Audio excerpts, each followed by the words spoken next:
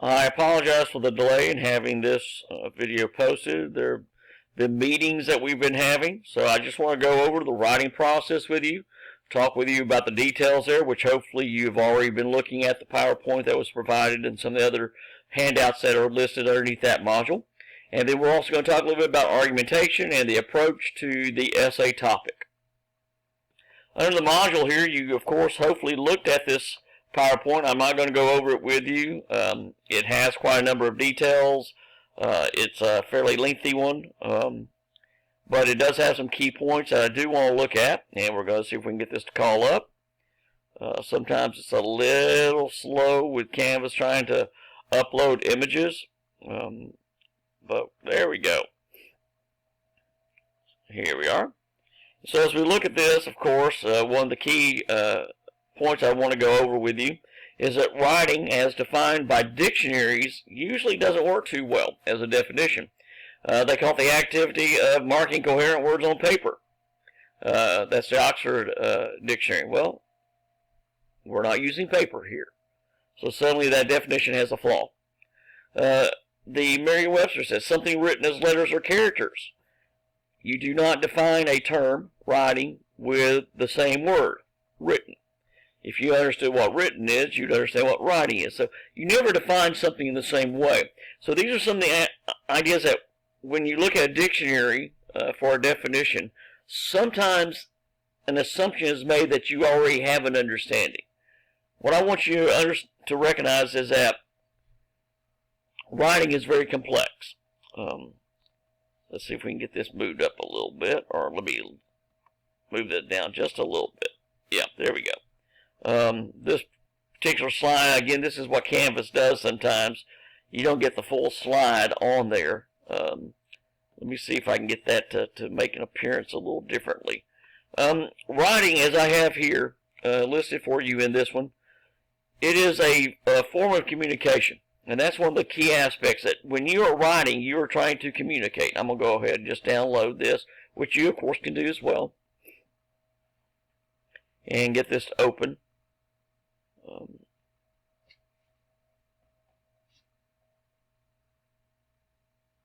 And again, you can see part of this is cut off, and that's the issue why we'll go ahead and just download this one.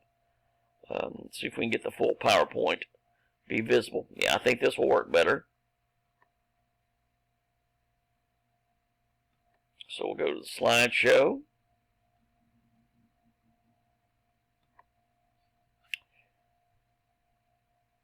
So what you see here is the definition that writing as a communication form, which communication is the transference of information from one party to another. And then I use Merriam-Webster because they actually do a fairly good job with this, imparting or interchange of thoughts, opinions, information. So communication involves all of that, and communication occurs in a number of ways. Writing is just one of the ways. Writing as a communication form is through the means of a codified symbol system.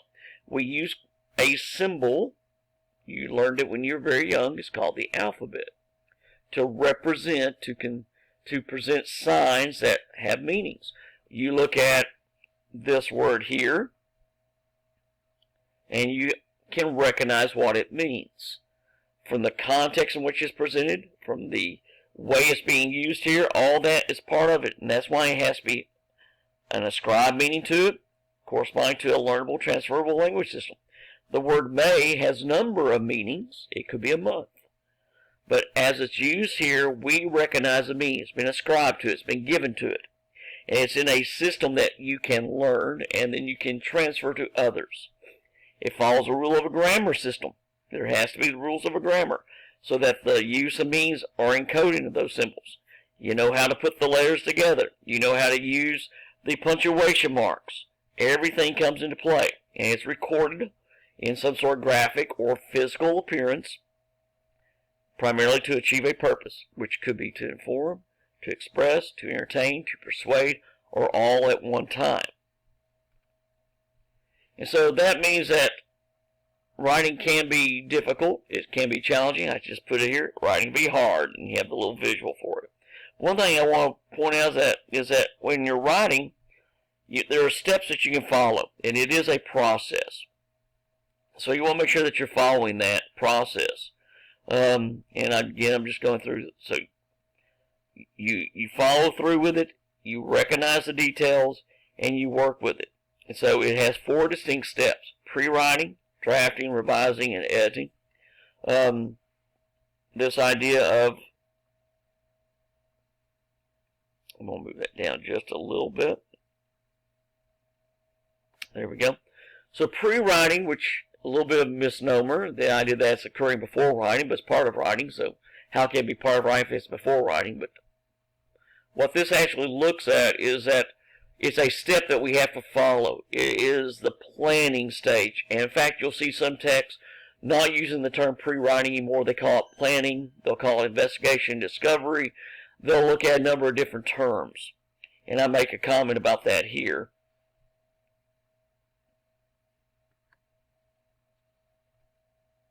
There we go. And so it's anything you do before writing the draft. Anything you do as you're thinking about the topic, as you're trying to consider what you're doing, as you're outlining, gathering information, doing your research. All that's part of it. And so as you go through writing, what you want to make sure you do is selecting a topic. I already have a topic for you. You're going to need to gather ideas. You'll need to think about those ideas. You'll need to organize those ideas. And you'll make decisions about them as you approach those. And that's all part of pre-writing. And too often we do not spend enough time pre-writing. You need to spend some time with it. It's not offered sometimes as it needs to be. We have you come into a classroom, say, here, write an essay, and have it read by the end of the semester. Well, that's not going to be what you need to do. You need to really spend some time with it, which is why we have over a 2-week window for this essay that you're working on. And the reason it's over 2 weeks is you need to be reading, thinking, considering about the topic, taking your notes, going through, organizing those decisions, and that's part of pre-writing. And you need to spend hours doing that.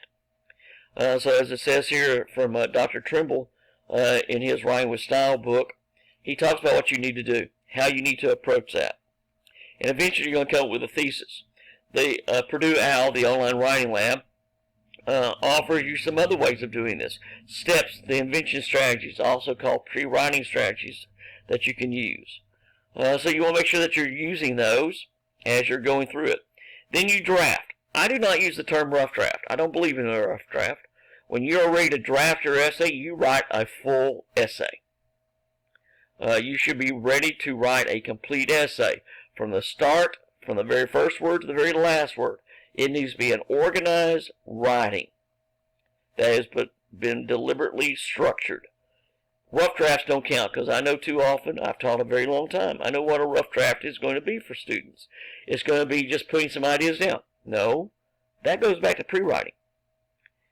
Putting some ideas down in a manner where they're not complete sentences or they're not as fully developed, that's part of pre-writing. It is not for drafting.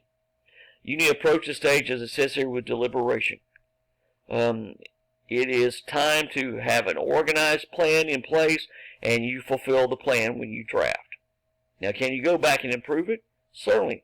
That's why the drafting process is only part of the stage. As it says here, it says ideas may look good initially, but they may not work as well as you should. It says the success of communication depends solely on how the reader receives it, and that's an important aspect. You're writing for an audience. You're writing to communicate. Remember what communication is. Transference of information from one party to another. And you need to keep that in mind. As you're writing your essays, you're drafting that essay, you're trying to get ideas across to others. And it needs to be expressed in a manner that works. So Dr. James Canavy, a professor at the University of Texas several years ago, called it the communication triangle, where you have an encoder, one who is trying to get the idea across, a decoder, one who is trying to receive that idea, the signal, which is the actual essay, and then the reality that other details outside are going to impact what the reader, the decoder, sees as opposed to what the encoder may have meant, and also the encoder is going to be impacted by what is reality for him or her getting it across. So here's some ideas that he talked about, what we try to do when we communicate. And pre-writing allows you to gather your thoughts. Drafting allows you to form them into an organized manner. And you have to be organized. If you do not have a plan in place, a full plan that you're going to fulfill with the draft, you're not ready to actually draft. You're still in the pre-writing stage.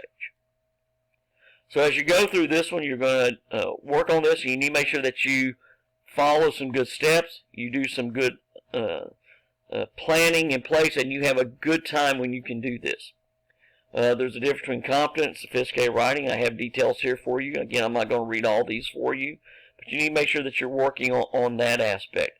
And this is from Ann Handley, where she talks about what good writing involves.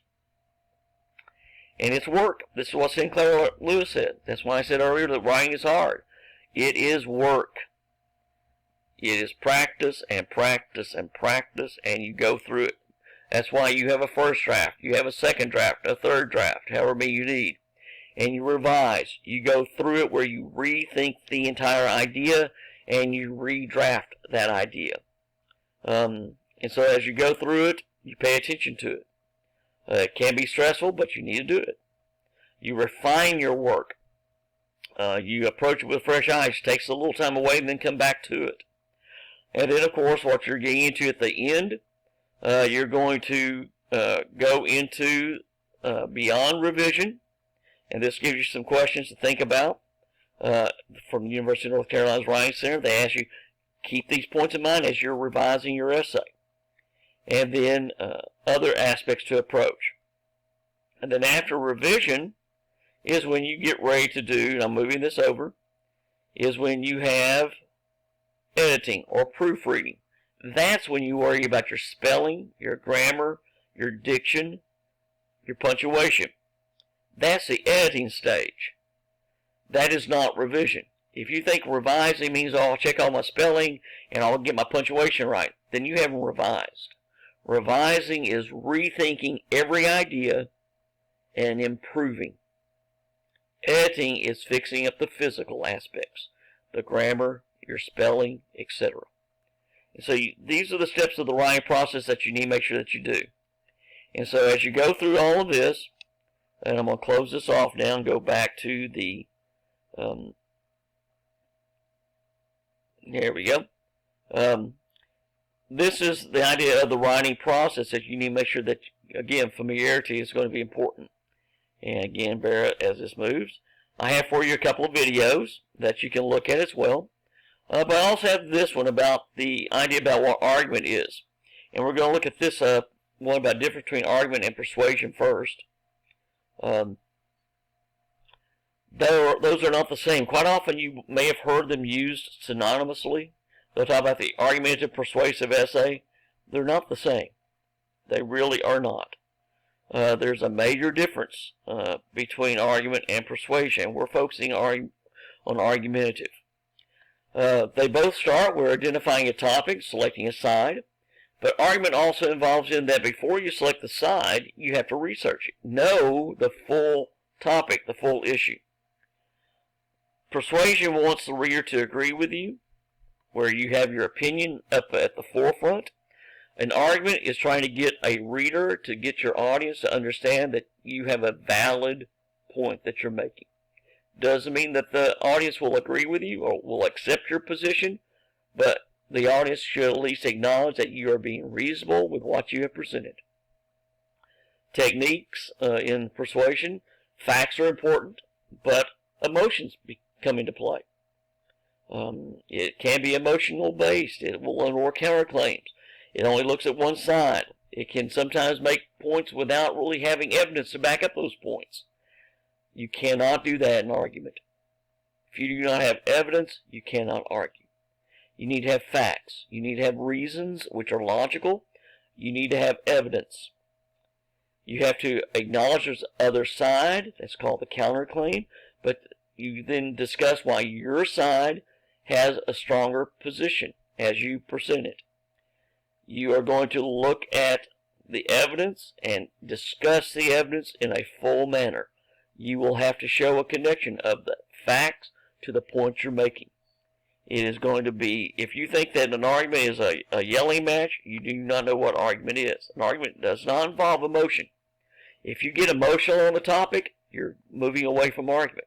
Now, your opinion will lead you to select a side, but you cannot bring in opinion to justify an argument. Opinions do not count. They motivate us to write. They cannot be the actual point. So that becomes a key aspect as you're looking at argument. And then we have for you down here, if this will jump again, the argumentative essay format. And again, this is from a handout from a source that I've used. I have permission to use this. And it goes into some of the details for this. It's a sample format. Doesn't mean it's the only way to organize it. It's just a good way and a sound way of doing this. Your introduction should consist of 1, sometimes 2 paragraphs where you're going to set up your claim. You're going to introduce any background information that may be necessary. You're going to make sure that you offer a perspective on the topic. And you're going to state your claim, typically in the last part of it. Doesn't always have to be the last part, but typically it's going to be the last part of that introduction. You may need a background paragraph. If you cannot introduce the details in the introduction, you may need a separate background paragraph or 2 to really explore what the issue is. Purpose lays the foundation. It'll maybe define some terms that you feel need to be defined, and maybe some different theories that have been used in exploring the topic. And then you move into what are called body paragraphs, as you may see that one. This one uses the term supporting evidence paragraphs, and it's a very simple approach. You have a topic sentence that sets up point number 1. When you look at your outline, you have a thesis, that's your claim, and then you should have a list of reasons. And the reasons form the body paragraphs. So reason 1 is introduced. The one factor, detail, or example that you want to convey to the reader here. You have that topic sentence explained about why this point is important. You introduce evidence to support that point. You discuss that evidence, whatever the fact may be, you present it, and then you examine it. 2, 3, 4 sentences. So the bulk of the writing per paragraph is here, the explanation, showing how the fact, how the example connects to the point, and how that point then helps to expand or support the overall thesis, the claim. You then use transition to move to the next aspect, and it's the shampoo method. You rinse and repeat. So repeat the format. Do the same thing for supporting in paragraph 2, 3, 4, 5, however many you're going to have. You may for the term body paragraph 1, body paragraph 2, body paragraph 3, body paragraph 4 or 5. All that comes into play. You then can have the counter argument. And sometimes the counter argument will go earlier. Sometimes the counter argument can go within each of the supporting evidence paragraphs. Sometimes you want to hold it to a separate paragraph toward the end of your essay. And all that means is you discuss that another side exists, that the other side looks at this issue, and then you counter it by saying but, or however, or when these points are considered, a different view can be recognized, so that, the position of whatever it is you're holding comes across as making more sense because, and you express it there. It's where you refute them. You show why your claim works better. Doesn't mean there's not another side, but the side you're supporting comes across as stronger. And you have to have your reasons for that, which you should have already expressed. And then you come to the conclusion, which can be 1 or 2 paragraphs, where you're trying to show why it's important that we look at this issue and how your position actually supports and extends that idea so that it comes across as valid. Again, you'll see this comes from the Department of Washington, University of Washington. And you can see how this is set up. It gives you some ideas. Hopefully you've been going through all these details and looking at that and watching the videos I have up here for you from other places.